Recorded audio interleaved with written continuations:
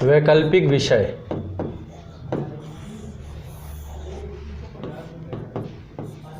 और इसका चुनाव।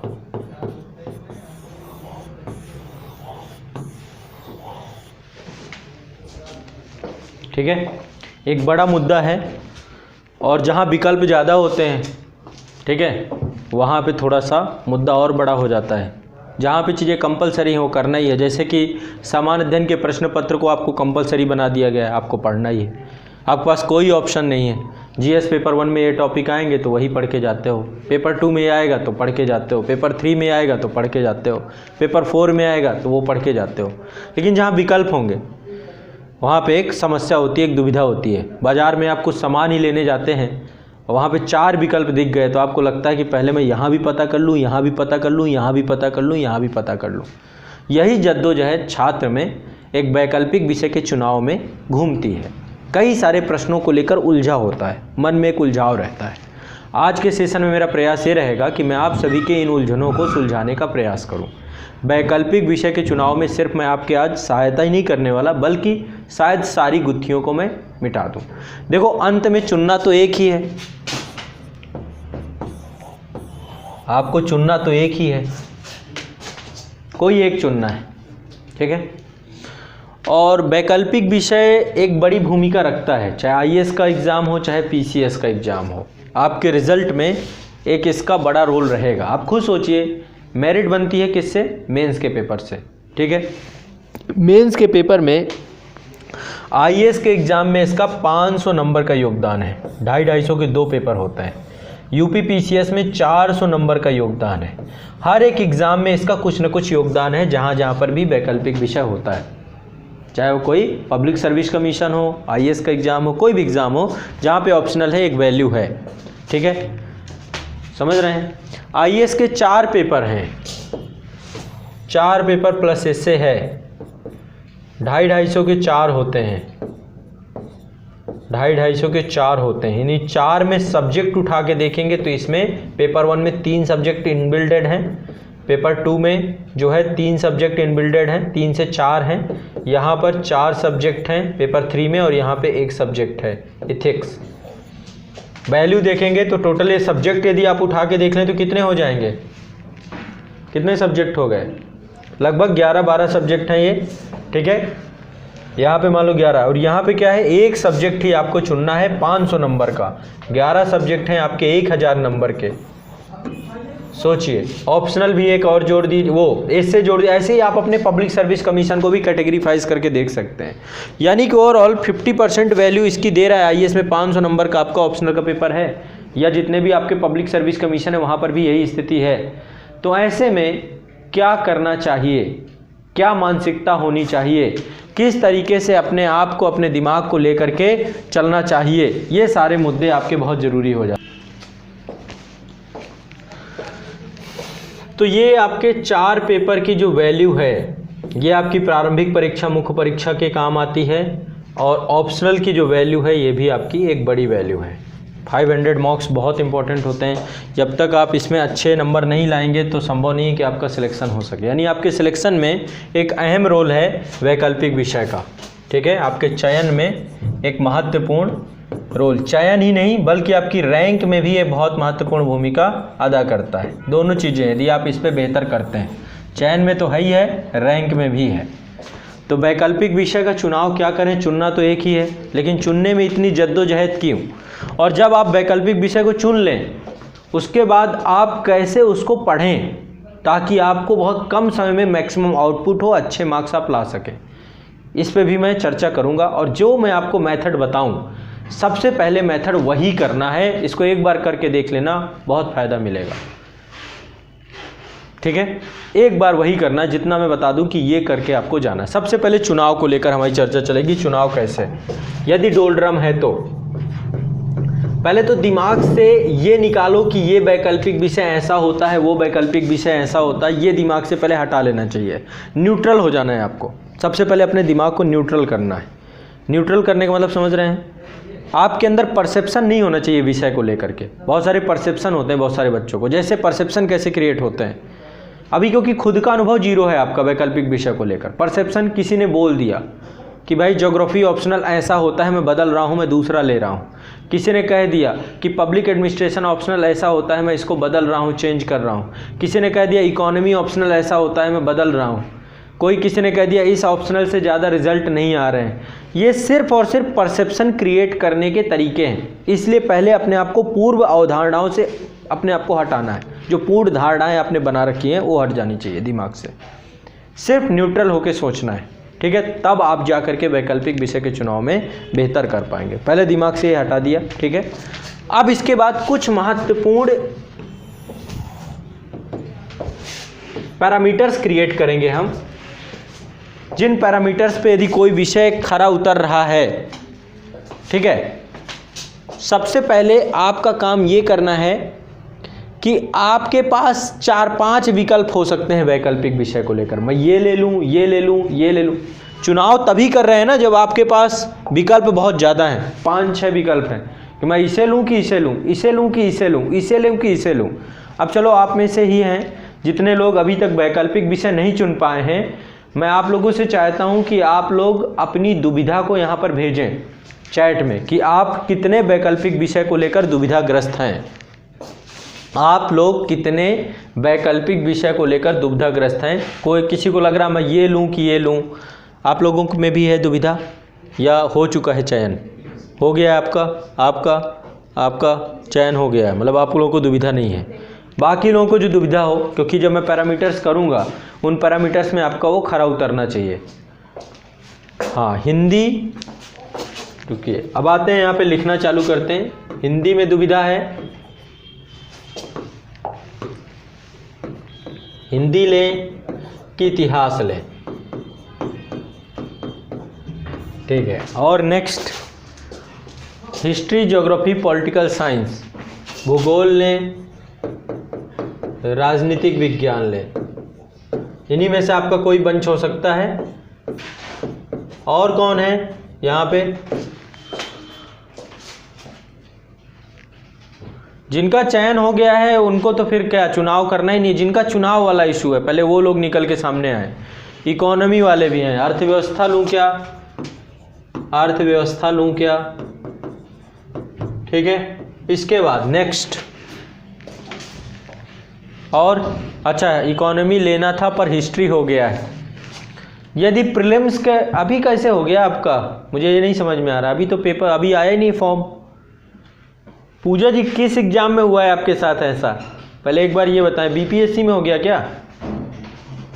यदि हो गया तो मेंस में शायद मेरे ख्याल से मौका मिलेगा कि आप चेंज कर सकते हो। मेंस के फॉर्म में आता है कि वैकल्पिक विषय आपको क्या करना है, लेकिन प्रीलिम्स वाले का प्रभाव तो हाँ पॉलिटी वाले हो गए। अच्छा 67th में हुआ है ये तो देखो। यदि आपको ये लगता है ना कि साइबर कैफ़े वाले से मैंने फॉर्म भरवा लिया और मैंने उपलब्धि हासिल कर ली, तो वो गलत भरे कुछ करे उसमें फिर आपको कोई क्वेश्चन मार्क नहीं होना चाहिए। वो गलत तो करेगा ही साइबर कैफ़े वाला। साइबर कैफ़े वाला कैसे गलत नहीं करेगा? क्यों नहीं वो गलत करे? उसका फॉर्म है क्या? तो जिम्मेदारी किसकी बनती है? आपकी खुद की बनती है कि आप दृष्टिपात रखें, जाके खड़े होकर देखें। इतना बड़ा एग्ज़ाम है, चयनित आपको होना है। साइबर कैफ़े वाले के भरोसे में आप फॉर्म भरवा के चले आएँ, उसमें कोई मिस्टेक हो गई, मान लो आपके नाम की स्पेलिंग ही मिस्टेक हो गई, कुछ भी उसने गलत कर दिया, आपकी कैटेगरी गलत भर दी, तो आप फिर कहाँ घूमते रहेंगे? तो इसकी जिम्मेदारी आप सभी की है। लेकिन यदि प्रीलिम्स में कुछ घटना घटी है आपके साथ तो पहले प्रीलिम्स दीजिए। मेंस में मौका रहता है ऑप्शनल को लेकर को, वहाँ पे आप देख लीजिएगा, ठीक है। मेंस में ऑप्शनल को आप देख सकते हैं, इसलिए अभी पहले एग्ज़ाम दो, ठीक है, फिर वहाँ पे देख लेंगे। यदि कोई दिक्कत होती है तो फिर आयोग से रिक्वेस्ट कीजिएगा। वैसे मेंस में फिर से पूरा फॉर्म भरना पड़ता है कंप्लीट, ठीक है। मुख्य यूपीएससी तो पूरा आपको फील दे देगा सिलेक्शन तक का, इतना सब प्रेफरेंस सीट सी सब कुछ आपसे फिल करवा लेगा मेंस में कि कौन सी रैंक, कौन सा पद चाहिए आपको, पूरा प्रेफरेंस सीट भरवा लेगा मेंस के फॉर्म में। बड़ी सावधानी पूर्वक फॉर्म भरना चाहिए। तो यूपीपीएससी भी आपको पूरे डॉक्यूमेंटेशन भी आपके सबमिट करवाएगा कि आप अपना 10th से लेकर 12th से लेकर अपने ग्रेजुएशन से लेकर के अपनी जितने भी जाति प्रमाण पत्र सब लगाओ। अभी वो सारा आपको ऑफलाइन भेजना पड़ता है, ठीक है। तो सारे ठीक है, लेकिन अभी एग्ज़ाम दो पूजा जी, आप घबराओ मत। और एग्ज़ाम के बाद जब मेंस भरोगे तो वहाँ पे मौका मिलेगा। यदि कोई दिक्कत होती है तो फिर आयोग से रिक्वेस्ट कीजिएगा, गलती तो सही नहीं है। हाँ, अनुज कुमार जी आए हैं सोशलॉजी, ये भी है समाज शास्त्र। और कहाँ है यहाँ पे? पॉलिटिकल साइंस वाले हैं, पॉलिटिकल PSIR हो गया। ये कौन है? फिजिक्स ऑनर्स ऑप्शनल है, फिजिक्स या ज्योग्राफी। अच्छा, फिजिक्स वाले भी हैं, देखो यहाँ पे फिजिक्स वाले भी हैं। और सर जी मैं वैकल्पिक विषयों में हिंदी साहित्य को रखना चाहता हूँ। आपका मैथ है? मैथ नहीं रखा ना? हाँ, वैकल्पिक विषय में हिंदी साहित्य को रखना चाहता हूँ, BA में रहा हूँ, इससे MA भी करता हूँ। चूँकि मैं गांव में रहती हूँ तो स्वाध्याय से इसकी अच्छी तैयारी हो सकती है। ठीक है, बिल्कुल, ये तो सिलेक्शन अभी आपको करना है और इस पर बहुत ज़्यादा टाइम नहीं लगाना कि आप 2 दिन, 10 दिन, 15 दिन, 1 दिन। ये देखो सोनू कुमार जी, ये भी मैथ के हैं, मैथ वाले भी हैं यहाँ पे। ठीक है, और क्या है? वैकल्पिक विषय यदि किसी ने चुन लिया हो भी अपना लिख सकता है यहाँ पे। इकोनॉमिक्स से ग्रेजुएशन है पर हिस्ट्री सोच रहा हूँ। ठीक है, और बाकी लोग हिस्ट्री या ज्योग्राफी, वर्षा रॉय। बाकी बच्चे आप लोग लिख सकते हैं, यदि आपने वैकल्पिक विषय चुनाव कर भी लिया है तो भी आप लिख सकते हैं कि वैकल्पिक विषय आपने क्या चुना है, अपना अपना वैकल्पिक विषय भेज सकते हैं यहाँ पे। तो एक बार ये लग जाएगा, लगभग डाइवर्सिटी काफ़ी अच्छी है। एंथ्रोपोलॉजी वाले तो नहीं है यहाँ पे कोई? एंथ्रोपोलॉजी भी लेते हैं। हिंदी लिटरेचर हो गया, हिस्ट्री ऑप्शनल हो गया, ठीक है। और बाकी सब थोड़ा सा गति में कीजिए, ज़्यादा समय हम इसी पे ना अपना खपा दें। ठीक है, हिस्ट्री वाले काफ़ी लोग हैं यहाँ पे। मुझे हिंदी और हिस्ट्री दोनों में अच्छे लगते हैं, क्या चुने? ठीक है, BA हिंदी से किया हूँ, बट हिस्ट्री रखना चाहता हूँ। हिस्ट्री ऑप्शनल वाले काफ़ी लोग हैं यहाँ पे। और नेक्स्ट,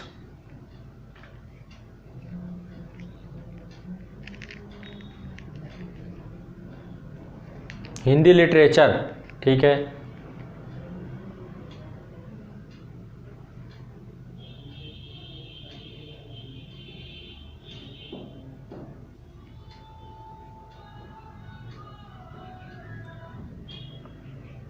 ठीक है, मैं हिंदी,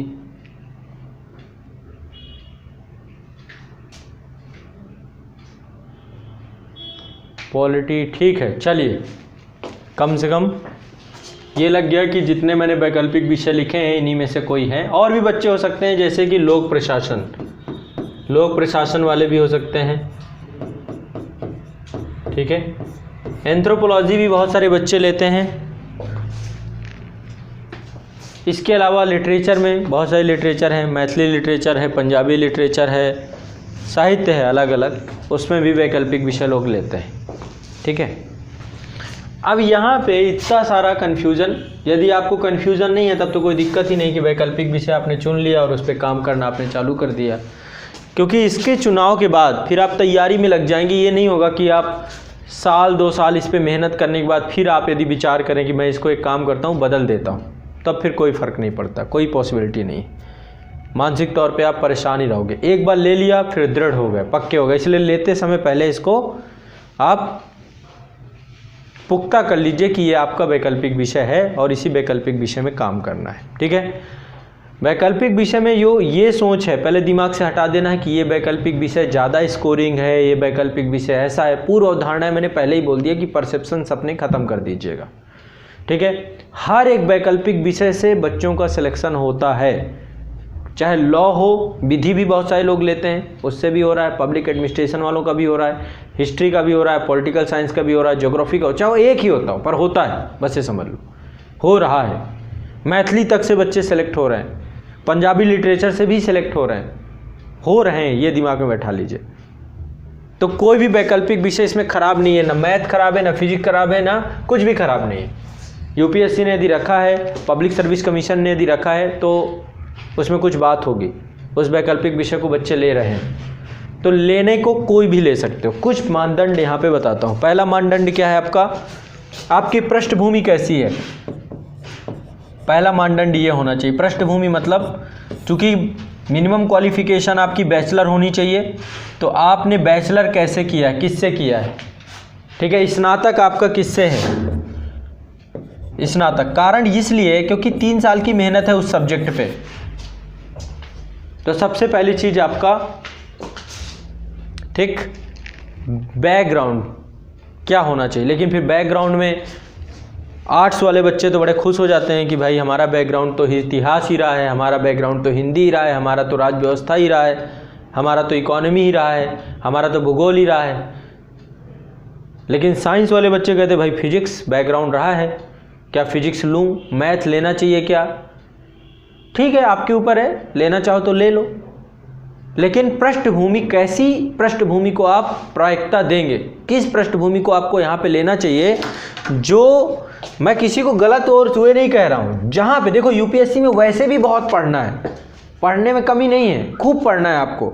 लेकिन वैकल्पिक विषय वैसा होना चाहिए जो आपके समान अध्ययन विषय वस्तु को भी थोड़ा सा बल प्रदान कर दे। समान अध्ययन की विषय वस्तु से जुड़ा हुआ यदि कोई हो तो फिर और बढ़िया है। यदि समान अध्ययन से भी जुड़ाव है, उसका जीएस के पेपर से भी कुछ जुड़ाव है। अब जीएस के पेपर पहले तो ये मतलब आपका एक पैरामीटर है, एकमात्र पैरामीटर नहीं है ये एक पैरामीटर है। ये पैरामीटर मान लो कि आपने केमिस्ट्री की है, बहुत अच्छा है, आपका केमिस्ट्री ऑनर्स मास्टर तक का रखा है, एमएससी का रखा है आपने, कोई बुराई नहीं है, आप ले सकते हो। फिजिक्स ले सकते हो, सब ले सकते हो, मैथ ले सकते हो, कोई बुराई नहीं है। यदि आप बीटेक के भी बहुत सारी ट्रेड हैं जो इलेक्ट्रीशियन वगैरह, वो भी आप इलेक्ट्रिकल वगैरह से भी ले सकते हो, सिविल इंजीनियरिंग वगैरह ले सकते हो। लेकिन मुद्दा इस बात का है कि आपको दोहरी मेहनत तो नहीं करनी पड़ जाएगी, थोड़ा सा इसको भी ध्यान रखना है। यदि वहां पे बहुत एक्स्ट्रा ऑर्डिनरी काम कर रखा है आपने, क्योंकि यूपीएससी अलग चीज है, एक अलग प्लेटफॉर्म है, ठीक है। तो थोड़ा सा यदि समान अध्ययन से पृष्ठभूमि का जुड़ाव रखता है तो एक तो पैरामीटर ये क्रिएट कर सकते हैं। दूसरा पैरामीटर क्या हो सकता है, रुचि आपकी कैसी है, इंटरेस्ट विषय को पढ़ने में, ठीक है। कई बार होता है क्योंकि 12वीं के बाद पता नहीं होता है, किसी ने सलाह दे दी कि भाई साइंस आप आर्ट्स ले लो, किसी ने कहा साइंस ले लो, कर तो लिया फिजिक्स से, लेकिन फिजिक्स में मन लगता का बिल्कुल नहीं था। ये इनके इन प्रकार पढ़ के 10 और 20 पढ़ के 10 क्वेश्चन पढ़ के आपका निकल गया कैसे भी करके। फिजिक्स, केमिस्ट्री, मैथ, या फिर आर्ट साइड के साथ भी यही कहानी है कि आपने इकोनॉमिक्स ले लिया पर इकोनॉमी में आपकी हालत ख़राब है, आपने बीकॉम कर लिया पर आपकी हालत ख़राब है, रुचि नहीं थी, बस आपने कर लिया। हिस्ट्री में आपको मज़ा नहीं आ रहा था पर आपने पढ़ लिया। यदि रुचि नहीं है ना, तो वैकल्पिक विषय चूंकि बहुत डीपली आपको पढ़ना है, चीज़ों को लेकर अच्छे से समझना है, एक अच्छी अंडरस्टैंडिंग होनी चाहिए, तो इंटरेस्ट को आपको भी, सब्जेक्ट का एक इंटरेस्ट होता है, आपको वो पढ़ने में मज़ा आता है ना। तो समान अध्ययन से जुड़ाव, पृष्ठभूमि का मतलब है पिछले 3 साल 4 साल की मेहनत आपकी, समान अध्ययन से जुड़ाव, ठीक है, उसका कितना है, रुचि आपकी क्या है, और क्या पैरामीटर्स हो सकते हैं, और क्या पैरामीटर्स हो सकते हैं। क्या आप ये पैरामीटर्स लेंगे कि ज़्यादातर लोग क्या ले रहे हैं, ये आइडिया आपको लग सकता है कि ज़्यादातर लोग क्या ले रहे हैं। क्या ये आइडिया आप लगा रहे हैं कि ज़्यादातर लोग किस ऑप्शनल सब्जेक्ट में चयनित हो रहे हैं। एक ये भी रेशियो निकाला जा सकता है कि सबसे ज़्यादा कौन सा वैकल्पिक विषय लोग लेते हैं और चयनित हो जाते हैं। एक ये जद्दोजहद रहती है छात्र के साथ, समझ रहे हैं, बहुत ज़्यादा। एस्पिरेंट सीरीज़ देखी है आपने, उसमें शुरुआत में पहला जो एपिसोड है ना, उसी में वैकल्पिक विषय को लेकर ही वो कहता मैं अब अपना वैकल्पिक, मैंने 3 अटेम्प्ट दे दिए, ख़राब कर दिया, मैं वैकल्पिक विषय चेंज कर रहा हूँ, ऑप्शनल चेंज कर रहा हूँ, करूँ ना करूँ, करना चाहिए नहीं करना चाहिए।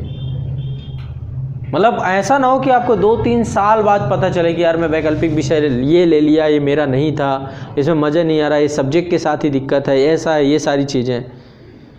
तो इसको भी यदि अपने दिमाग में, मतलब ये पहले ही क्लियरिटी होनी चाहिए, क्योंकि 2-3 साल की मेहनत बहुत होती है।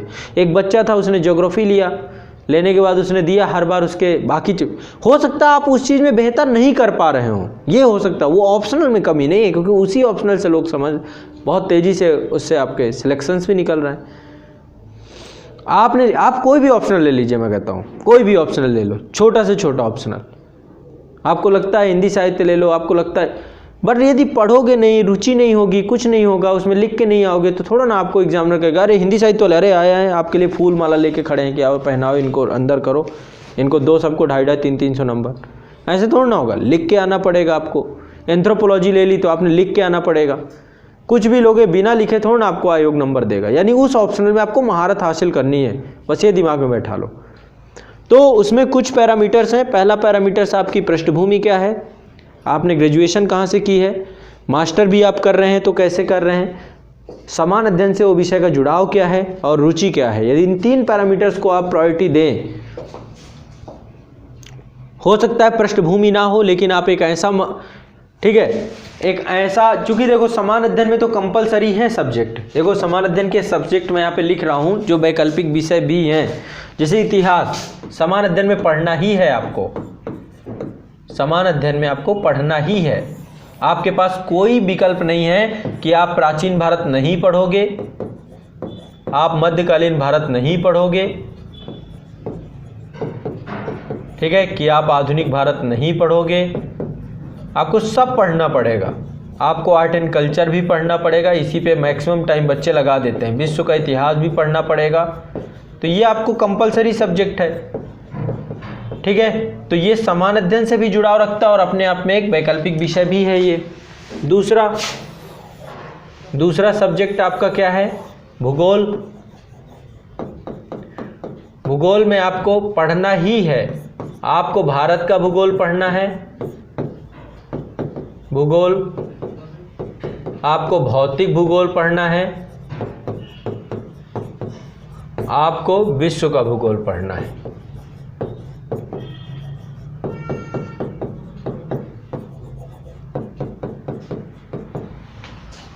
ठीक है, आपको पढ़ना ही है। एक और है आपका PSIR, political science international relation, राज व्यवस्था, गवर्नेंस आपको पढ़ना ही है, संविधान आपको पढ़ना ही है, अंतर्राष्ट्रीय संबंध आपको पढ़ना ही है,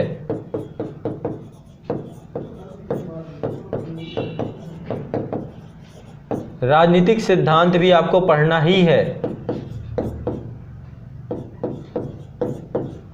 समान अध्ययन में भी ये कंपलसरी है, ठीक है। और कौन सा है, अर्थव्यवस्था,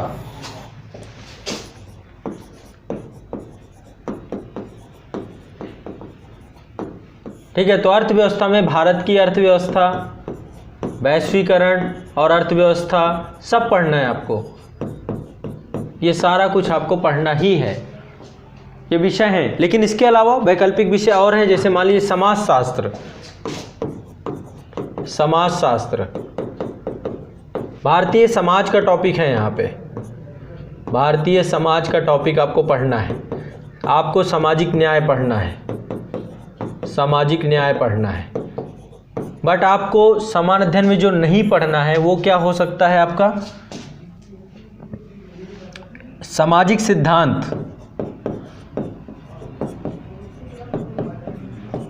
जिसमें थिंकर्स वगैरह है, वो आपको जीएस में नहीं पढ़ना है। यहाँ पे राज्य व्यवस्था में भी जो राजनीतिक सिद्धांत हैं, जो दार्शनिकों का पक्ष है, वो शायद आपको नहीं पढ़ना है जीएस में, बट यहाँ पे ये भी नहीं पढ़ना है। इसके अलावा और क्या हो सकता है आपका, दर्शन शास्त्र, बहुत सारे लोग फिलॉसफी रखते हैं, दर्शन शास्त्र, ठीक है। तो दर्शन शास्त्र में भी बहुत सारे थिंकर्स हैं, विचारक हैं, दार्शनिक हैं, दार्शनिक विचारकों को आपको पढ़ना है। साथ ही इसका एप्लीकेशन सेक्शन भी आपको पढ़ना है। इथिक्स से थोड़ा बहुत जुड़ जाता है ये टॉपिक, दर्शन शास्त्र आपका नीति शास्त्र से जुड़ जाता है कुछ हद तक, ठीक है। नीति शास्त्र, मनोविज्ञान इससे जुड़ जाता है।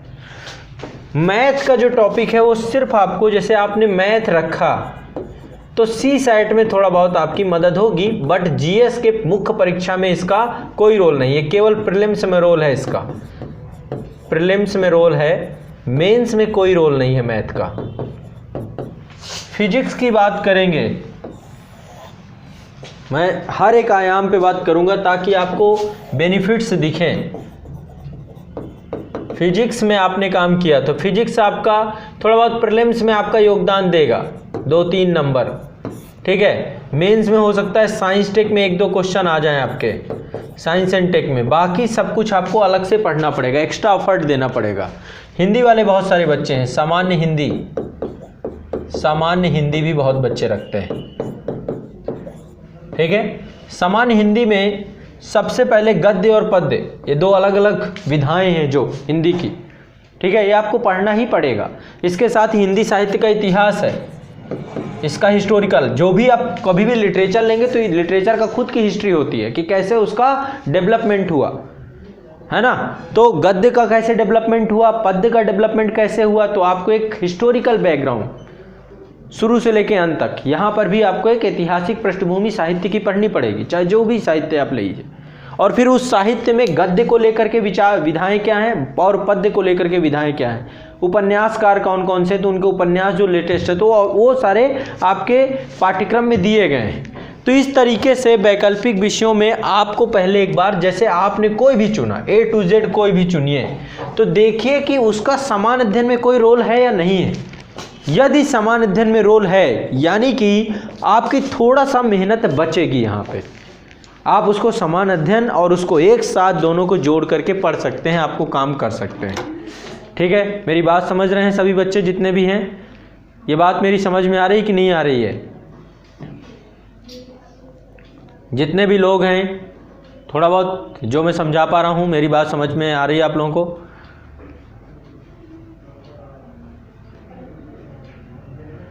ठीक है, चलो। तो समान अध्ययन के साथ आपके वैकल्पिक विषय का जुड़ाव होगा तो थोड़ा सा आपका समय बच सकता है, क्योंकि जीएस में पढ़ना तो आपको इसको तब भी बहुत डीपली पड़ेगा, समझिए। वैकल्पिक विषय का मतलब अलग तरीके से ट्रीटमेंट करना पड़ेगा। मैं कुछ आपको मेथड बताऊंगा, यदि उस तरीके से काम करेंगे तो शायद आपको कम काम करना पड़ेगा, आप सिलेक्टिव काम करेंगे, ठीक है। लेकिन इसके बावजूद यदि आप, ये होगा कि एक धुन में भाई किताबें हैं, मुझे लेके किताबें तो हमें पढ़नी है, ऐसा तो है नहीं किताब नहीं पढ़नी, किताब तो हमें सारी पढ़नी है। कोई किताब ऐसा हो ही नहीं सकता कि हम बिना किताब पढ़े काम कर ले जाएं।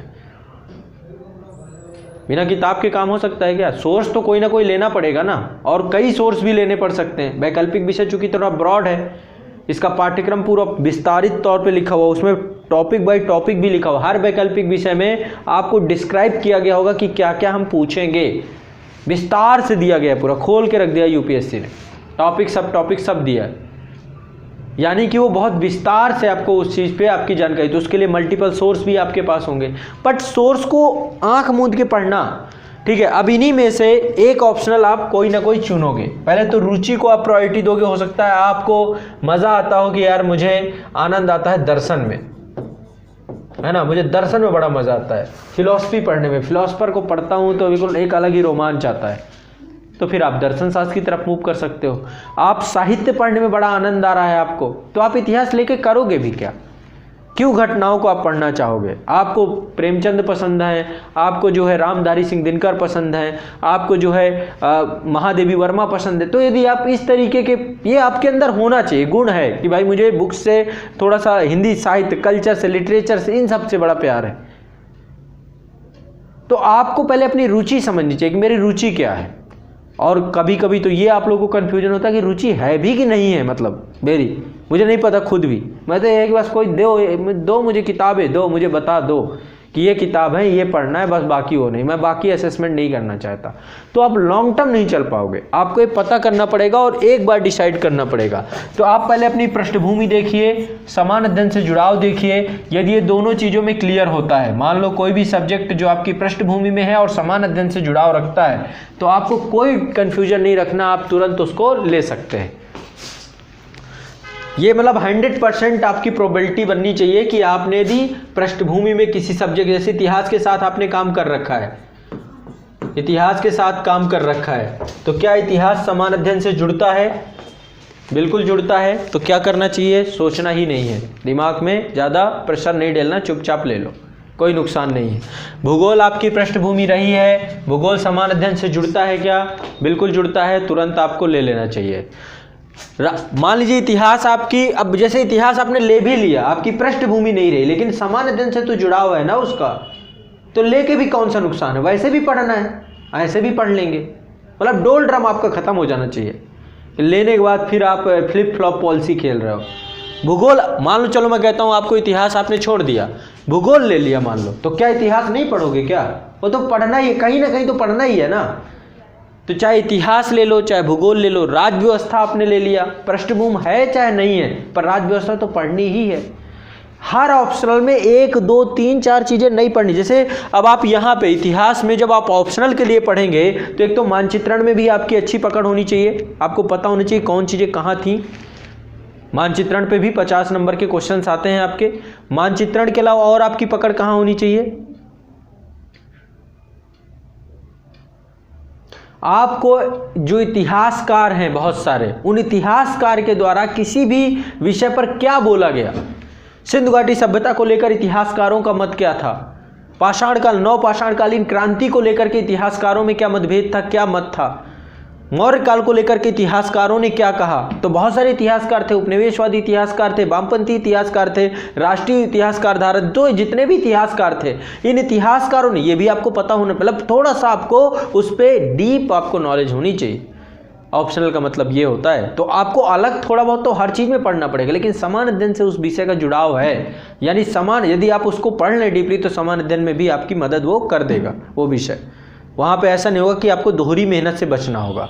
तो पहले तो हम कोशिश यही करेंगे कि हमारा वैकल्पिक विषय ऐसा हो जो हमारी दोहरी मेहनत को बचाए, ठीक है। तो कोई भी ऐसा वैकल्पिक विषय यदि आपने चुन लिया है तो आपको किसी भी तरीके से तनाव से बचना है, चाहे आप जो चुन लीजिए। समाजशास्त्र भी बहुत बच्चे सोशलॉजी लेते हैं, दर्शन शास्त्र वाले भी बच्चे रहते हैं, ठीक है, सामान्य हिंदी लिटरेचर भी लेते हैं।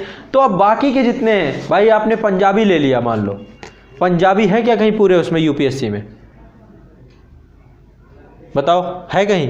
आपने मैथिली ले लिया, कहीं है यूपीएससी में मैथिली? ये तो रुचि ही आपको दिलाएगी ना। हिंदी साहित्य यदि आप ले रहे हैं तो हिंदी का एक पेपर है आपका, वो भी क्वालिफाइंग नेचर का है, और उस पेपर में आपका आएगा भी ट्रांसलेशन, हिंदी से इंग्लिश ट्रांसलेशन, इंग्लिश से हिंदी ट्रांसलेशन, और कुछ आपकी वोकैबुलरी पूछ लेगा आपसे, 1 2 कंप्रीहेंशन पूछ लेगा। सी सेट में भी हिंदी कंप्रीहेंशन के तौर पे आएगी, पर वो हिंदी थोड़ा ना यहाँ पे पूछी जाएगी आपकी हिंदी साहित्य में। वहाँ तो लिटरेचर पूछा जाना है, हिंदी साहित्य का इतिहास पूछा जाना है, हिंदी साहित्य की विधाओं को पूछा जाना है। तो वो तो रुचि की बात है ना। फिर आपका इंटरेस्ट यदि उधर है तो फिर आप पंजाबी लो, आप गुजराती लो, आप मराठी लो, आप मैथिली लो, आप हिंदी लो। तो आपको पहला पैरामीटर, 2 ही पैरामीटर है, तीसरा कोई पैरामीटर किसी काम का नहीं रहेगा आपका कि आप देखें कि भाई ज़्यादा से ज़्यादा लोग चयनित के, भाई जिसमें काम किया है, जो लिख के आया वही उससे ऑप्शनल से चयनित हो जाएगा। ये थोड़ा ना है आप पंजाबी लेके क्या नहीं, मैथिली लेके नहीं हो रहे हैं क्या, गुजराती ले, वो तो है ही नहीं समान अध्ययन में। तो यदि रुचि अच्छी है तो पहला पैरामीटर आपको पृष्ठभूमि आपकी या समान अध्ययन से जुड़ाव, यदि इन दोनों में से कोई आपने चुन रखा है तो दिमाग से हटा देना है। यहाँ पे कितने लोग हैं जो पृष्ठभूमि और समान अध्ययन से जुड़ाव से लेकर के ऑप्शनल को चुन चुके हैं, ठीक है। या तो समान अध्ययन के जुड़ाव का आपने चुना है या आपकी पृष्ठभूमि का चुना है, कोई टेंशन ही नहीं लेनी। अब पृष्ठभूमि कहेंगे मेरी मैथ से रही है, मैंने ये ले लिया है, पॉलिटिकल साइंस ले लिया है, तो इसका मतलब सही है, क्या दिक्कत है? एक पैरामीटर पे तो खरे ही उतर रहे हो ना आप। पृष्ठभूमि यदि मैथ रही और आपने मैथ ही ले लिया तो भी मैं बुरा नहीं कहूँगा, यानी कि आपने ऑलरेडी उसमें काम कर रखा होगा। अब देखो जब आप ले लोगे, अब एक चीज़ और आप लेते समय ध्यान रख सकते हो, मान लो 2 में 3 में आप परेशान हो, आपको लगा मुझे 2 अच्छे लगते हैं, मुझे भूगोल भी अच्छा लगता है, मुझे इतिहास भी अच्छा लगता है, मुझे हिंदी भी अच्छी लग रही है, मुझे इतिहास भी अच्छा लग रहा है। देखो इतिहास वगैरह तो पढ़ना ही है, मतलब ये चीज़ तो कंपलसरी है, जितने मैंने आपको लिख दिए ये तो कंपलसरी है, करने ही हैं, दूसरा कोई विकल्प नहीं है आपके पास। अब मान लो आपने हिंदी ले लिया, तो अब आपको करना क्या चाहिए? 2 में आपकी टेंशन है, इतिहास में भी और हिंदी में, भूगोल में या इतिहास में, कि मैं ये लूँ या ये लूँ। तो ऐसी समस्या का समाधान, ऐसी दुविधा का समाधान कैसे करते हैं? दोनों का सिलेबस उठाया जाता है, दोनों का सिलेबस उठाओ भाई, दोनों का सिलेबस उठाओ। क्या है सिलेबस? दोनों का सिलेबस उठाओ और दोनों के पिछले साल के प्रश्नों को उठाओ। यदि 2 में दुविधा है तो, 3 में दुविधा है तो तीनों के उठाओ सिलेबस, और तीनों के पिछले साल के प्रश्नों को उठाओ। जब तक ये नहीं करोगे कोई फायदा नहीं है, फिर सारी कहानी गड़बड़ आ जाएगी। आंख मूंद के अक्कड़ बक्कड़ बम्बे बोल तो चल नहीं रहा कि हेड टेल कर लेते हैं, टॉस कर लेते हैं, या तो इधर या तो उधर। तो इसलिए आपको पहले ये दिमाग में बैठाना पड़ेगा। बुक्स में बता दूंगा, बुक्स की टेंशन ना लो, बुक्स बता दूंगा मैं आपको, ठीक है। बुक्स बताना आप लोग इंटरनेट में सर्च कर लोगे 5000 बुकें आपको पता चल जाएंगी, बुक्स तो सब बता रहे हैं, पर पहले आपको देखना है। ठीक है, तो कहने का मतलब मेरा सिर्फ ये है कि यदि आपने वैकल्पिक विषयों को रुचि के आधार पे लिया आपने, तो भी कोई बुराई नहीं है। चाहे आप फिजिक्स ले लो, केमिस्ट्री ले लो, कोई भी ये ले लो, समान अध्ययन से उसका जुड़ाव ही नहीं, बट उसमें होना ये चाहिए रुचि वाले में कि ऑलरेडी रुचि का मतलब है आप पहले से पढ़ते आए हैं, तभी आपकी रुचि है। रुचि हॉबी, रुचि मतलब एक तरीके से हॉबी में क्रिएट हो गया ना आपके वो सब्जेक्ट, कि आप पढ़ ही रहे हैं उस सब्जेक्ट को, काम ही करें, आपको इंग्लिश लिटरेचर पे भी मजा आ रहा है, कुछ ना कुछ आपको आनंद आ रहा है, तो फिर ठीक है, आप उसको ले लो। उस पर ऑलरेडी काम कर रखा है आपने, आप पढ़ोगे तो आपको आनंद ही आएगा, बिल्कुल मस्ती से पढ़ते चले जाओगे। अच्छा, किसी बच्चे की को और मज़ा आ जाए यदि उसकी पृष्ठभूमि भी रही हो, समान अध्ययन से जुड़ाव भी रहा हो और उसका रुचि भी हो, तीनों मिल जाएं एक साथ किसी सब्जेक्ट से। और जैसे मैं अपना बताता हूँ, मैं साइंस बैकग्राउंड का बच्चा हूँ, ठीक है, मैंने फिजिक्स केमिस्ट्री मैथ पे काम किया और मैं पढ़ा क्या रहा हूँ आप लोगों को, मेरा ऑप्शनल क्या है, हिस्ट्री। क्यों? इतिहास से मुझे रुचि है, ये रुचि का सब्जेक्ट था, पृष्ठभूमि का सब्जेक्ट नहीं था। तो जब रुचि का सब्जेक्ट है तो फिर रुचि वाले सब्जेक्ट पे क्या होता है, और समान अध्ययन से जुड़ाव है उसका, दो पैरामीटर तो है ही है ना, रुचि प्लस समान अध्ययन से जुड़ाव हो गया, और मजे वाली बात है। तीनों का भी हो सकता है, तीनों चीजें एक साथ जुड़ सकती हैं आपकी, कि आप पृष्ठभूमि, समान अध्ययन से जुड़ाव प्लस रुचि तीनों क्रिएट कर सकते हैं। इंटरेस्ट आपको आता है और मजा आ जाएगा आपको। तो ये अब आपको एक बार, या तो आप ये सामंजस्य को बैठाइए, यदि आपने मैथ ले लिया है तो मैथ का समान अध्ययन से कोई जुड़ाव नहीं है, आपकी पृष्ठभूमि हो सकती है और आपकी रुचि हो सकती है, ठीक है। तो आप अपनी पृष्ठभूमि का फिर आपको बेनिफिट उठाना पड़ेगा, क्योंकि इसका वेटेज रहता है, नया नहीं सीखना, क्योंकि नए सीखने में ही इतना टाइम लग जाएगा। तो अब आपको करना क्या है, जब आप ऑप्शनल ले लें तो लेने के बाद सबसे पहला कार्य होना चाहिए आपका, दो काम आपको करना है। सबसे पहला, कोई बुक्स नहीं लेनी, जैसे अभी ये सब बुक्स पूछ रहे हैं ना मुझसे, सर बुक लेनी है, बुक लेनी है, बुक नहीं लेनी। क्या लेना है मैं अभी आपको बताता हूँ, सभी लोग ये काम करेंगे। पहला काम, आपके वैकल्पिक विषय का सिलेबस आपके पास होना चाहिए, यूपीएससी या पीसीएस की साइट में आपको मिल जाएगा, हर नोटिफिकेशन मिलता है, हर नोटिफिकेशन में आपको मिलता है ये चीज़, ठीक है। तो सबसे पहले आपका पाठ्यक्रम होना चाहिए, आपका सिलेबस होना चाहिए, इसको सबसे पहली चीज़ कलेक्ट करिए। सिलेबस आपके पास होना चाहिए और सिलेबस का बिंदुवार आपको पता होना चाहिए कि सिलेबस में क्या पूछेगा। बुक्स नहीं लेनी, सबसे पहले आंख बूंद करके बुक्स नहीं लेनी, पहली चीज़ तो ये। सिलेबस के बाद अब आपको ये करना है कि मार्केट में जाना है, बाज़ार में जाना है, और बाज़ार से जिस आपने वैकल्पिक विषय का चुनाव किया है, उस वैकल्पिक विषय के पिछले साल के 20 साल, 15 साल, 10 साल, जितना पुराना पेपर मिल जाए आज से लगभग, उस सारे उठा लाने, सॉल्व्ड हो अनसॉल्व्ड हो चाहे जिस रूप में हो, पर पेपर होने चाहिए। पिछले 20 सालों के प्रश्नों का संकलन तो कम से कम होना चाहिए। जैसे अभी हम बैठे हुए हैं 2021 में, तो आपके पास 2022 में आ गए हैं, तो आपके पास सन 2002 से पेपर तो होने चाहिए, इससे ज़्यादा मिल जाए तो भी कोई दिक्कत नहीं है, ये चाहिए हमें। दूसरी चीज़ ये है, अब कितने बच्चे हैं यहाँ पे जिनके पास syllabus plus previous question paper दोनों हैं, पिछले 20-25 साल का, ये बता दो, जितने लोग भी हैं।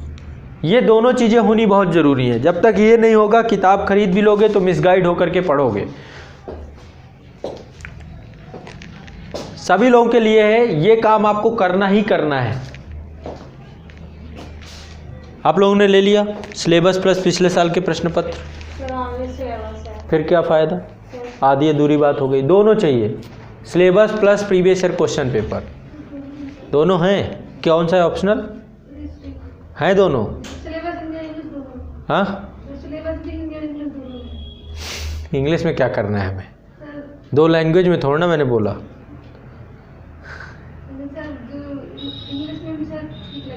ठीक लगता है, अच्छा ठीक है, ठीक लगता है तो रख लीजिए। दोनों होने चाहिए आपके पास, दोनों हैं, पक्की बात है। पेपर भी है, हाँ, क्योंकि मैं देखूंगा, ये दिमाग में बैठा लीजिए, देखूंगा भी, अभी तो होगा नहीं है, अभी नहीं है ना, हाँ वो होना चाहिए और वो मैं देखूंगा। क्योंकि उसमें अभी मैं एक काम बता रहा हूँ, वो काम ही करना है सबसे पहले।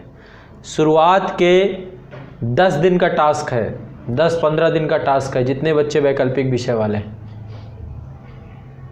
मेरे पास है syllabus, previous year question paper, सबके पास होना चाहिए। जिसके पास नहीं है वो उपलब्धता सुनिश्चित करे अपनी, किसी का भी हो, वैकल्पिक विषय का होना चाहिए, किसी का भी हो। यदि आप पब्लिक सर्विस कमीशन दे रहे हैं तो उसके पिछले साल के प्रश्न होने चाहिए, और यदि आप आईएएस दे रहे हैं जो, उसका होना चाहिए। दोनों का मिला के होना चाहिए। आईएएस का अलग हो, आईएएस का पिछले साल का निकालो और उसका निकालो। मार्केट में सब उपलब्ध है।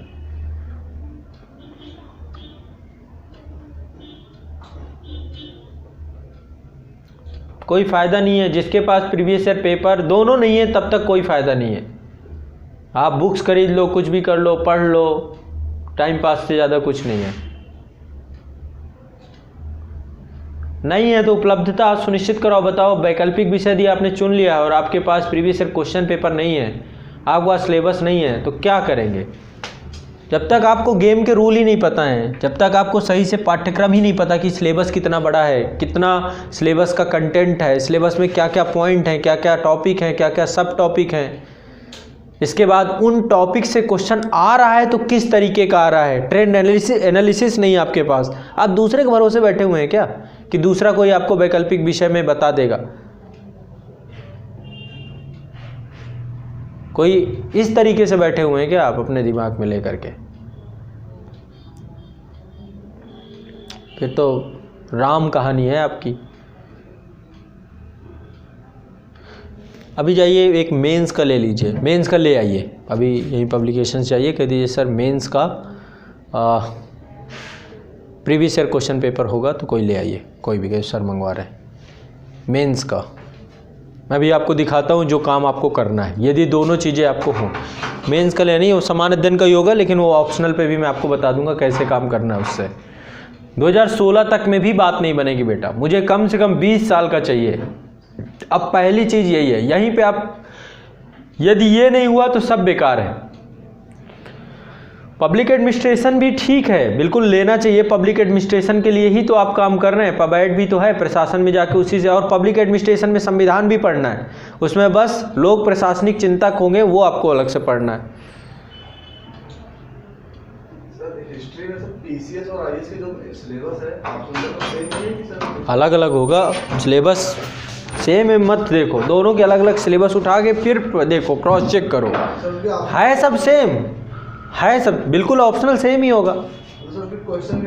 बिल्कुल क्वेश्चन अलग अलग देखना पड़ेगा, यदि आप दे रहे हैं तो अलग अलग ही देखना चाहिए आपको क्वेश्चन। आईएएस अलग है, पीसीएस अलग है, दोनों आयोग ही अलग हैं। जब बनाने वाले क्वेश्चन पेपर सेटर अलग हैं, स्तर अलग होगा पेपर का, सब कुछ अलग होगा, तो अलग अलग देखेंगे।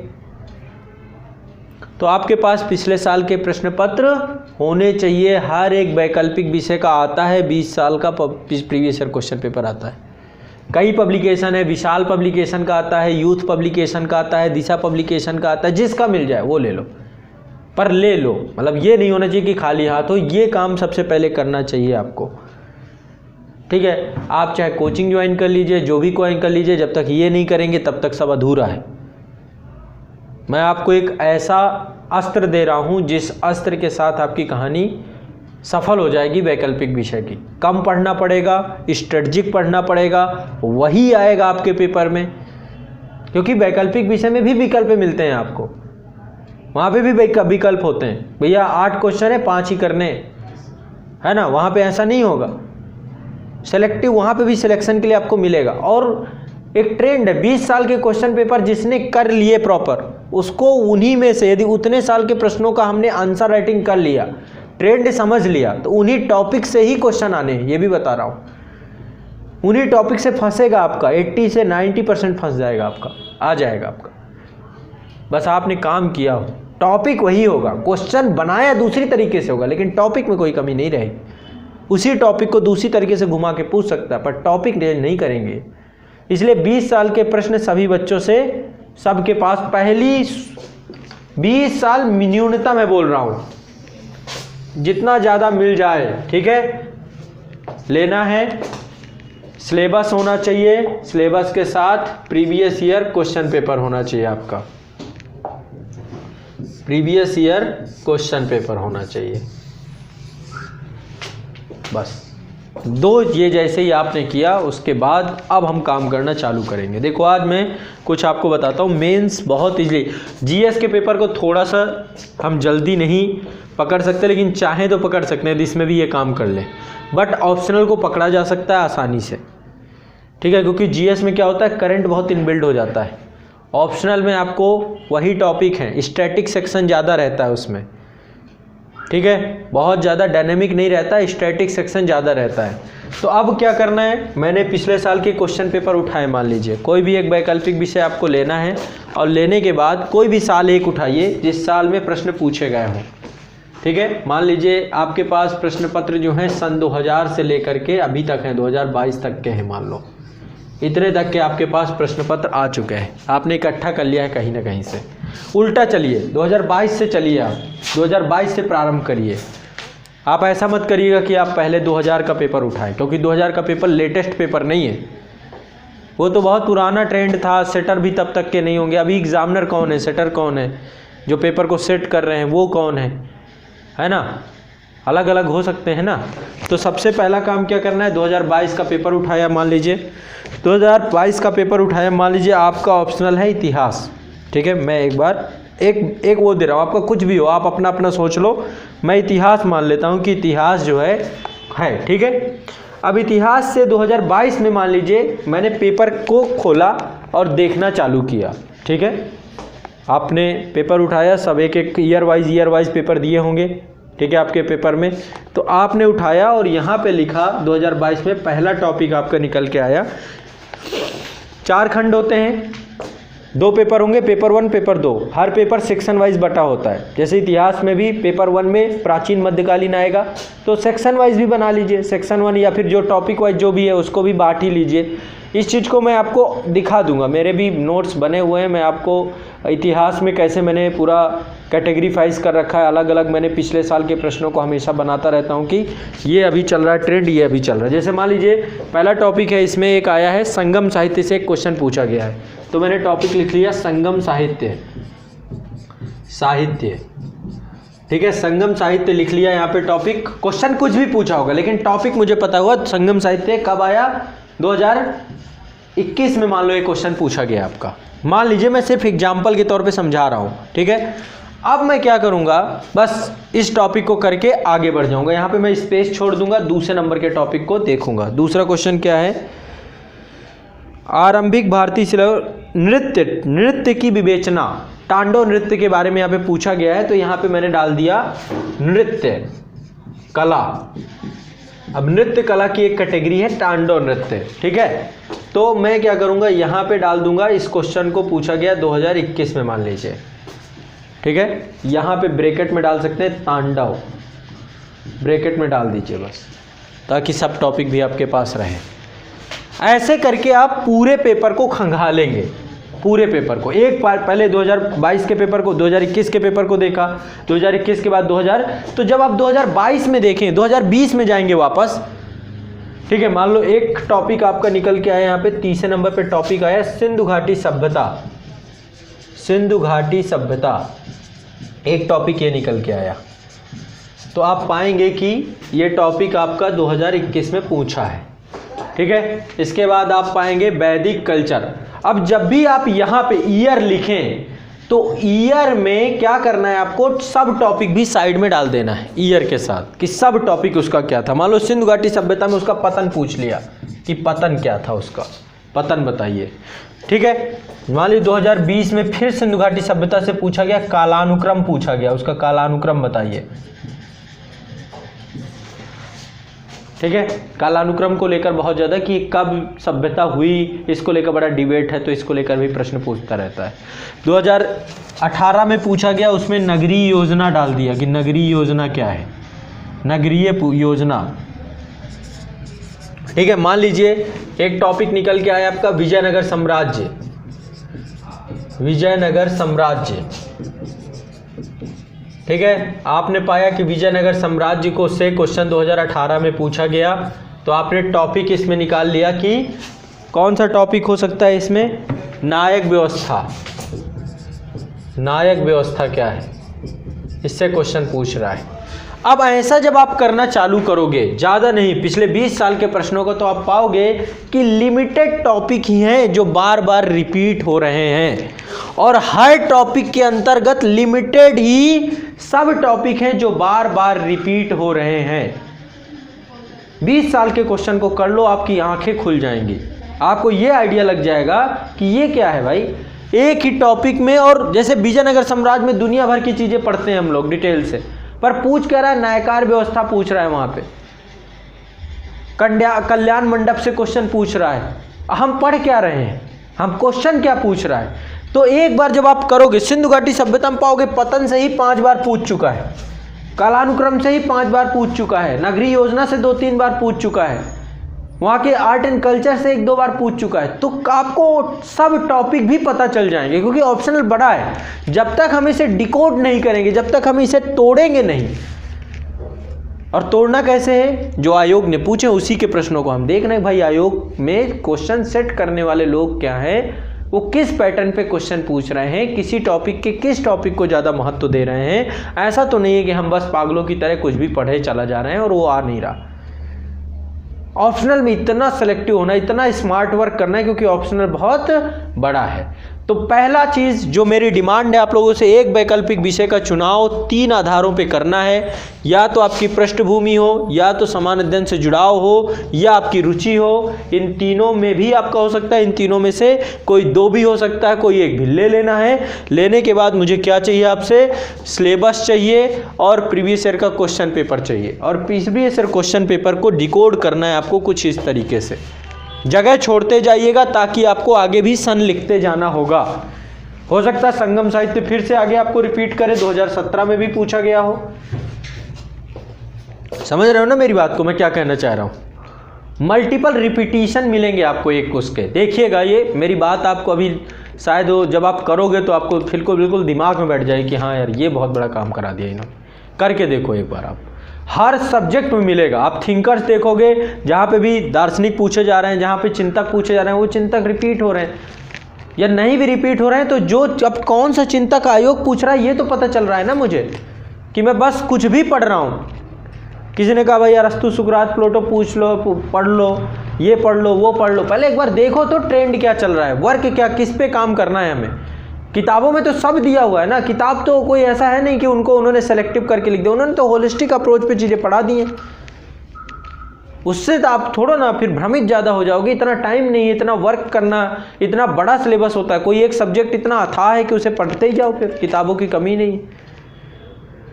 तो पहला काम हमें ये, जैसे ही क्लियरिटी आपकी होगी तो आपका सिलेबस लिमिटेड हो जाएगा पूरा, आपको ये पता चल जाएगा डायरेक्शनली मुझे किस में काम करना है। अब जब ये हो जाए तो ये सारे टॉपिक को आप अपने सिलेबस में चेक करो कि जिससे क्योंकि आपने क्या किया, ये सारे टॉपिक यहाँ पे बना लिए, सब टॉपिक भी बना लिए। अब देखो क्या सिलेबस में ये टॉपिक दिए गए हैं सारे।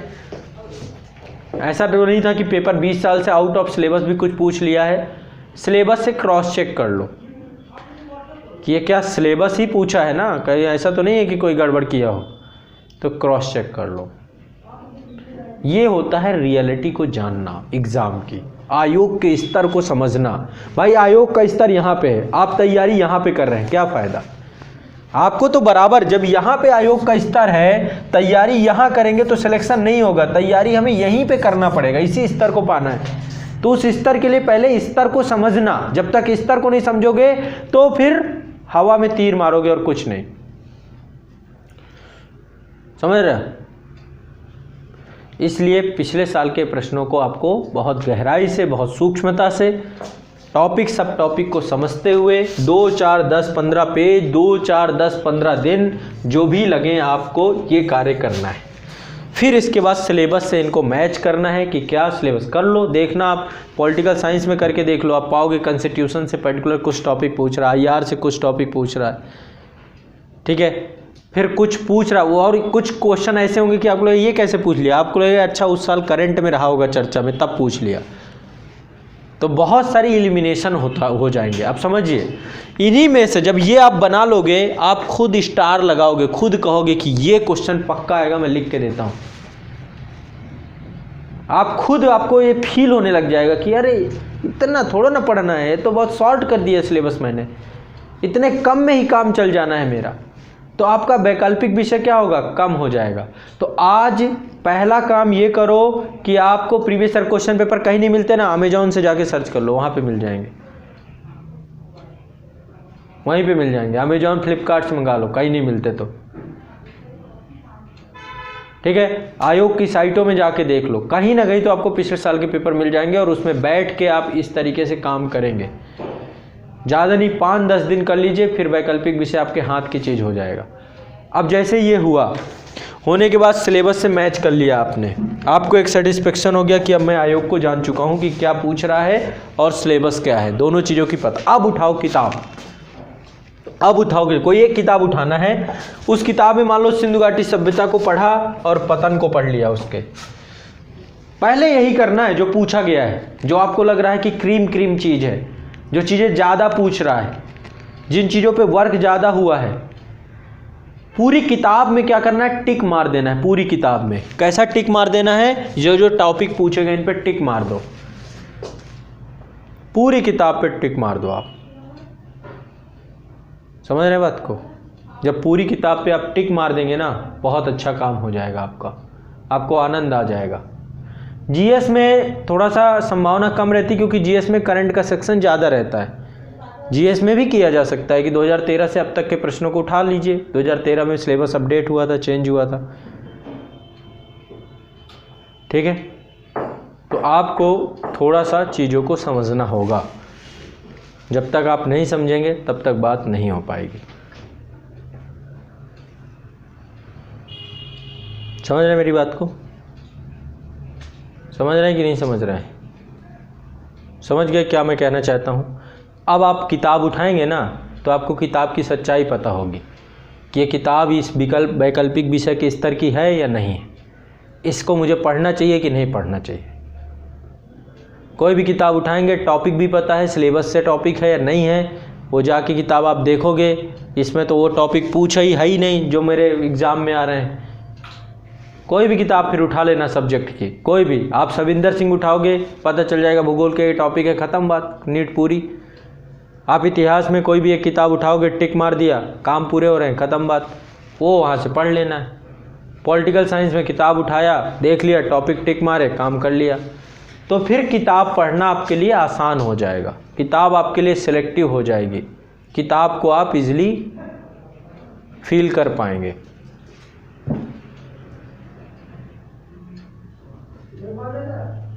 ठीक है, बस इतनी सी बात है।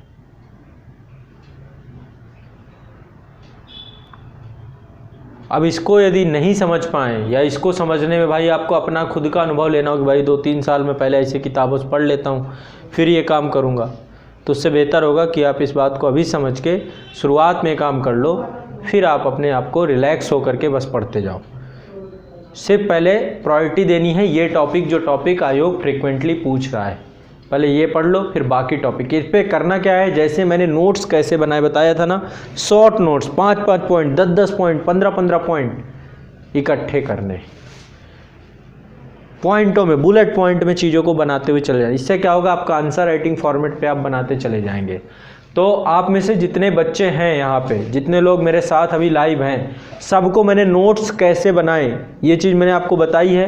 तो यदि नोट्स कैसे बनाए, तो वैसे ही टॉपिक वाइज नोट्स बनाते चलना। संगम साहित्य उठाना एक टॉपिक और बना लेना कि भाई क्या पूछा है, उसका डालना कैटेगरी, और कैटेगरी डाल के पहले उसी को बना लेना। तो क्या होगा, आपकी आंसर राइटिंग भी होती जाएगी। बस ये करना शुरू कर दो, फिर आप देखना एक चेंज, एक बदलाव, एक बहुत बड़ा चेंज आपको देखने को मिलेगा। बस इतनी सी बात है। बाकी किताबें सब आपको पता भी हैं, सब आप जानते भी हो। इग्नू का मटेरियल भी आता है, बहुत मटेरियल है, ब्रह्मांड है। ऐसा नहीं कि आपको नहीं पता है कि इस सब्जेक्ट की कौन सी किताब है, सब जानते हो। भाई मुझी से आपको पूछना है तो मैं 2-4 अलग किताबें भी बता जाऊंगा। इतिहास में बता के थक गया किताबें, पॉलिटी में भी आपको पता है, ज्योग्राफी में भी आपको पता है, सब पता है आपको, सोशोलॉजी में भी पता है। आप इंटरनेट में जाओगे, आप बुक शॉप में कहीं पे जाइए, खोल के देखिए, आपको किताब पता चल जाएगी कि ये टॉपिक सब टॉपिक उसमें है कि नहीं है। है तो पढ़ लो, नहीं है तो छोड़ दो। एनसीईआरटी में सारे टॉपिक सब टॉपिक मिल जाएंगे आपको, कहीं भी मिल जाएंगे। बस यही तो है कि उस टॉपिक को इकट्ठा करना है, लिखने के योग्य बनना है, किताबें यही हैं और क्या है किताबें। तो पहले लेकिन ये काम आपको करना जरूरी है, जो पब्लिक सर्विस कमीशन है उसका सिलेबस प्लस प्रीवियस ईयर के क्वेश्चन पेपर। यदि आप आईएएस कर रहे हो तो आईएएस का अलग और पीसीएस का अलग, ताकि आपका सामंजस्य बन सके। पहले शुरुआत के 10-15 दिन यही करना है, और ये करने के बाद वैकल्पिक विषय जो भी हो आनंद के साथ, चाहे आप मैथ भी हो, मैथ में भी टॉपिक सब टॉपिक निकाले जाएंगे, कहाँ से पूछ रहा है, किस टाइप के पूछ रहा है, कहाँ पे थ्योरी लिखनी है, सब कुछ क्लियर है। तो ये मेथड को आप अपना लो, फिर देखो आनंद पढ़ने का, आसानी से आपको फिर ऑप्शनल सब्जेक्ट इतना हार्ड नहीं लगेगा। और नोट्स बनाते जाओ, जैसे मैंने सिनॉप्सिस बताए, ताकि लास्ट टाइम पे रिवाइज कर सको एग्जाम के टाइम पहले, ठीक है। तो ये रहा मेरा आप लोगों के लिए मेरे तरफ से सुझाव वैकल्पिक विषय के लिए। पहले तो चुनाव कर लेना है। चुनाव में 3 पैरामीटर्स मैंने आपको बताए, 3 पैरामीटर्स ही आपका भला करेंगे। पहला है आपकी पृष्ठभूमि या समान अध्ययन से जुड़ाव या रुचि, इन तीनों में से तीनों हो सकते हैं या कोई 2 हो सकता है। रुचि है, समान अध्ययन से जुड़ाव नहीं हो सकता, लेकिन पृष्ठभूमि हो सकती है, ठीक है। भाई मान लो मैथ आप लोगे तो मूर्ख थोड़ा ना हो कि आप इतिहास के छात्र और मैथ लेके बैठ जाओगे, इतनी बड़ी मूर्खता थोड़ा ना करोगे, आप कर लोगे, क्योंकि आपको पता है उसके लिए फिर बैकग्राउंड, प्रॉपर स्ट्रॉन्ग बैकग्राउंड होना चाहिए। फिजिक्स आप थोड़ा ना ले लोगे कि आपने पॉलिटिकल साइंस से पढ़ा है मैं फिजिक्स ले लूँगा, ना रुचि है, ना जुड़ाव है, ना समान अध्ययन से जुड़ाव है, तीनों ही नहीं है और लेके बैठ गए ऑप्शन, तो डिजास्टर में कन्वर्ट हो जाएगा, फिर वही उत्तराखंड वाली त्रासदी आएगी जीवन में, है ना। तो इसलिए आपको वैकल्पिक विषय के चुनाव में ये पैरामीटर्स यदि आप अपनाएंगे, प्रीवियस ईयर के क्वेश्चन और सिलेबस को एक बार थोड़ा सा वर्क कर लेंगे, आयोग के स्तर को समझ जाएंगे, फिर कोई भी बुक से उन टॉपिक को, जो टॉपिक पहले आपने सेलेक्ट किए हैं उन टॉपिक पे आंसर राइटिंग करके सिनॉप्सिस क्रिएट कर लेंगे, आपका काम हो जाएगा। आप 20 साल के प्रश्नों का यदि टॉपिक सब टॉपिक बना लेंगे, सिनॉप्सिस क्रिएट कर लेंगे, आप पाएंगे कि अगले साल का जो पेपर आएगा उसमें से ही निकल जाएगा काफ़ी हद तक। और फिर इसके बाद डिटेल से पढ़ने बैठ जाना। शुरुआत के मान लो 5-6 महीने में आपको ये काम करना पड़ा कि पूरे सिलेबस का टॉपिक सब टॉपिक सिनॉप्सिस सब आपने बना लिया, जितने आपने ये सेलेक्ट किए कितने होंगे। यदि आप पाओगे ना, ज़्यादा मुश्किल से प्राचीन भारत यदि इतिहास को लूँ तो प्राचीन भारत में आपको 15 से 20 टॉपिक मिलेंगे, मध्यकालीन भारत में 15 से 20 टॉपिक मिलेंगे जो बार बार रिपीट हो रहे होंगे, आधुनिक में भी 15 से 20 मिलेंगे, विश्व इतिहास में भी 15 से 20 मिलेंगे, टोटल 80-90 टॉपिक हैं। 6 महीने में पहले 80-90 ये टॉपिक निपटा दो, इसके बाद फिर डिटेल से पढ़ने बैठ जाना कि चलो आप डिटेल से पढ़ लेते हैं भाई, अब हमारे पास टाइम ही टाइम है, मैंने पहले मेन टॉपिक निपटा दिए, जब एग्ज़ाम के नज़दीक जाना फिर वही मेन टॉपिक ही रिवाइज कर लेना। ये सही तरीका है। ये तरीका थोड़ा ना है कि आप जो है बस मुंडे उठाए किताब बताओ, ना सिलेबस देखा, ना पिछले साल के क्वेश्चन पेपर देखा, वहाँ गए एग्ज़ाम हॉल पे, वहाँ पे अचानक से भंब हो गए, ये क्या हुआ, ये कैसे पूछ रहा है। इसलिए पहले समझो स्तर को, जब तक लेवल नहीं यूपीएससी का समझेंगे तब तक सब बेकार है। स्तरहीन तैयारी नहीं करनी है, स्तर युक्त तैयारी करनी है जिसमें एक लेवल हो हमारा पढ़ने का, ठीक है। आयोग के स्तर को यदि हमने इग्नोर किया तो फिर आयोग क्यों आपको भाई चयनित करेगा।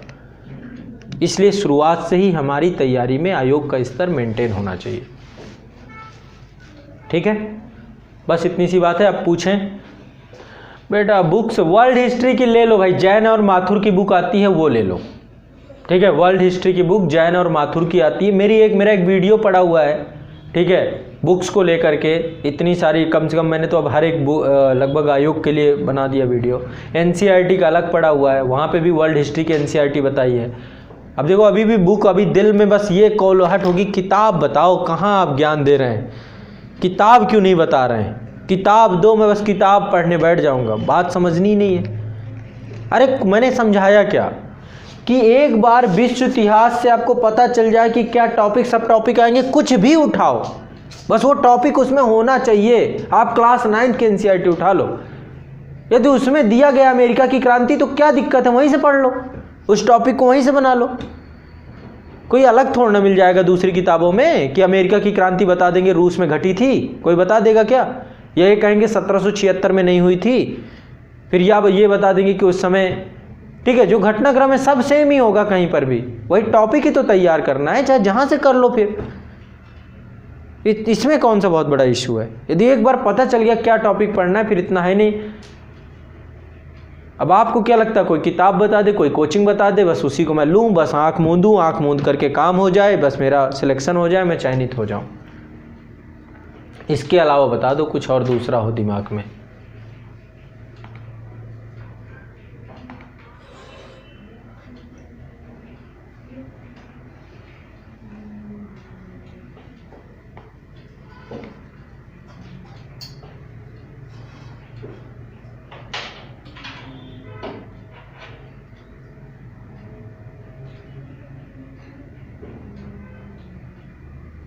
बिल्कुल सही रहेगा। हिंदी लैंग्वेज आप जहाँ भी लीजिए, अलग अलग देखिए दोनों का। बीपीएससी का पेपर भी क्या मैंने समझाया स्नेहा जी, चाहे जेपीएससी का हिंदी लैंग्वेज है तो जेपीएससी को अलग रखो, जेपीएससी एक अलग आयोग है, उसका अलग पेपर, अलग सिलेबस, फिर देख लो कितना मैच कर रहा है। दोनों का अलग अलग यही काम करना पड़ेगा हर एक आयोग में, चाहे आप 10 आयोग दो, 10 में अलग अलग काम करना है, मिक्स करके नहीं समझना, ओवर कॉन्फिडेंस में नहीं रहना है। यदि मिक्स मिल जाए तो खुशी की बात है। अब आपको क्या लगता है कि सिंधु घाटी सभ्यता यूपी पीसीएस कुछ और पूछेगा क्या? टॉपिक वही निकलने हैं सब में। हिंदी साहित्य का टॉपिक कोई अलग अलग थोड़े निकल जाएंगे, बस इतनी सी बात है। वही काम बार बार मुझसे एक ही बात नहीं कहलवानी है, बस कि मैं वही बात रिपीट करता रहूँ, आपको समझी ना आए तो मैं इतना भी मतलब आप लोगों को ये नहीं समझ रहा, आपको बस समझा दिया मैंने कि क्या मेथड यूज करना है, इस मेथड का प्रयोग करो कहीं भी, बस खत्म।